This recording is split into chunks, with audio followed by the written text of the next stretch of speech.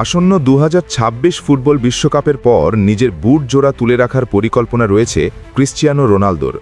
সেই সঙ্গে প্রেমিকা জর্জিনা রদ্রিগেজের সঙ্গে বিয়ের পিঁড়িতে বসবেন তিনি। ধারণা করা হচ্ছে অবসরের পর 363 কোটি টাকার ম্যানশনকে রিটায়ার্ড হোম বানাবেন রোনালদো। অনেকের মনেই প্রশ্ন রয়েছে, রোনালদোর 363 কোটি টাকার ম্যানশনে কি রয়েছে। আসুন জেনে নেওয়া যাক। এই ম্যানশনে রয়েছে একটি স্পা, ব্যক্তিগত সিনেমা হল ও সামনে আটলান্টিক মহাসাগর, 2টি সুইমিং পুল, 20টি গাড়ি রাখার মতো গ্যারেজও রয়েছে।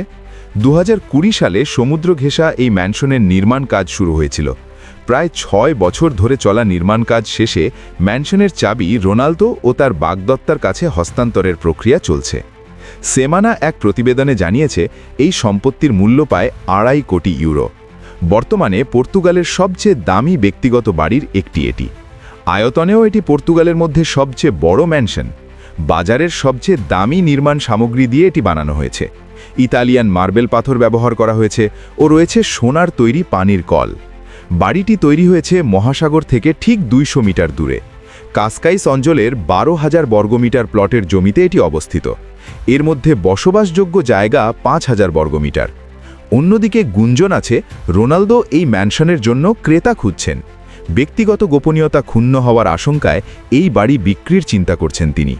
পর্তুগিজ মিডিয়া আউটলেট ভি+ফামা অবশ্য দাবি করেছে, বাড়িটি বিক্রির আগে এখানেই রদ্রিগেজের সঙ্গে বিয়ের অনুষ্ঠান আয়োজন করবেন।